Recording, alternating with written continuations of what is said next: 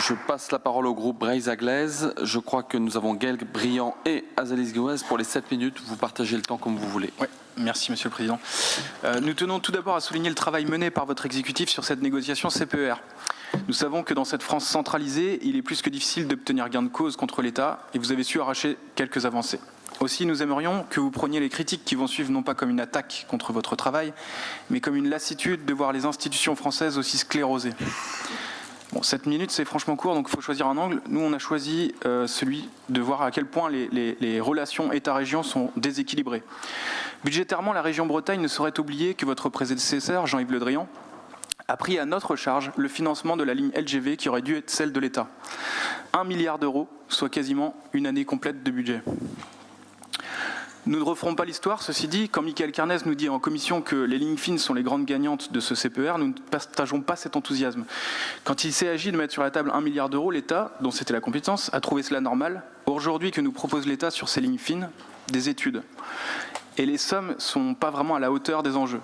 Certes, grâce à l'amendement ligne fine porté par notre collègue Loïc Lehir en notre nom, nous avons réussi à créer un petit rapport de force politique. Vous l'avez admis, Monsieur le Vice-président, donc il y a eu un travail collectif là-dessus.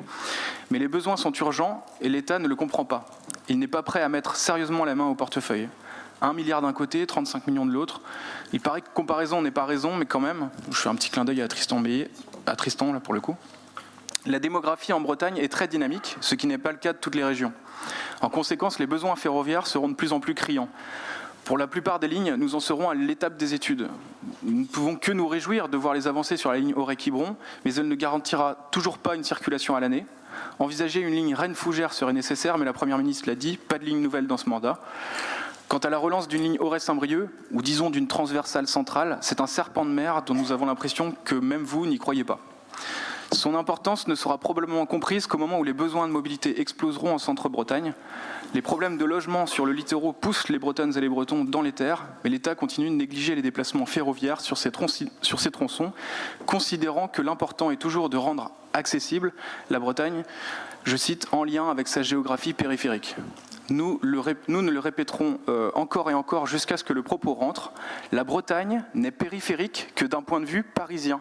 Qu'importe à un habitant de Pontivy de pouvoir se rendre à Paris s'il ne peut déjà pas se rendre à Lorient en train. Je laisse la suite à Azalis Gouez. Merci. Merci Gaël. Je voudrais pour ma part insister sur un sujet à nos yeux essentiel, sur lequel j'avais déjà interpellé le préfet, à savoir la possibilité pour la région de disposer de ressources fiscales et financières adéquates en mobilisant un versement mobilité additionnel qui ne peut être efficace que s'il est déplafonné. Vous dites « c'est écrit », Monsieur le Vice-président. Mais il faudra faire l'exégèse de cette phrase qui ferait pâlir les membres de la diplomatie vaticane. Je cite « L'État prend par ailleurs note avec attention de l'attachement de la région Bretagne à une nécessaire évolution législative et réglementaire des modes de financement des mobilités et en particulier du versement mobilité additionnel. » Bien sûr, l'État ne peut s'engager sur une évolution qui relève du vote du Parlement. Cela va de soi. Donc, il prend note. La formule appartient au registre ancien de l'organisation de la petite société des élus autour de la personne du préfet. Néanmoins, il faut considérer cette rédaction comme le plus haut engagement possible de l'État en la matière. Rien n'est garanti, donc, mais l'espoir est permis. On peut relever qu'une région, l'Île-de-France, a fait valoir une spécificité qui existe depuis la création du STIF en 2000 pour obtenir dès à présent des financements nouveaux pour sa politique de mobilité avec à la fois un versement transport et un triplement de la taxe de séjour. Je rejoins M. Roudot, ces développements doivent nous inspirer. Sur un autre sujet, vous avez, Monsieur le Vice-président, rappelé les manques sur la place du vélo dans les mobilités quotidiennes des Bretons.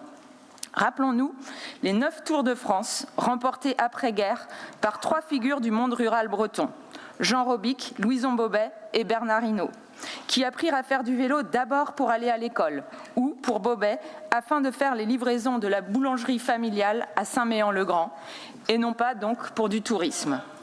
Cette histoire, c'est Saint-Méen-le-Grand, excusez-moi, et donc pas pour faire du tourisme. Cette histoire-là est profondément ancrée dans l'imaginaire collectif breton. Mobilisons-la, cher Benjamin Floïc, pleinement, afin de restaurer la place du vélo comme véhicule du quotidien, y compris pour ce que nous appelons la logistique du dernier kilomètre dans nos villes et dans nos bourgs. En conclusion, notre groupe s'était prononcé l'année dernière contre la signature d'un CPER à bout de souffle. Le volet mobilité nous inspire tout de même quelque espoir d'un balbutiement d'autonomie financière et fiscale, notamment si le projet Bretagne Mobilité se met en place, adossé à une ressource fiscale nouvelle, un VMA déplafonné. Cela nous ouvrirait des marges de manœuvre sans lesquelles nul choc d'offre ne se produira. Cependant, rien n'est acté et nous ne voulons pas donner un blanc-seing à l'État sur ce point.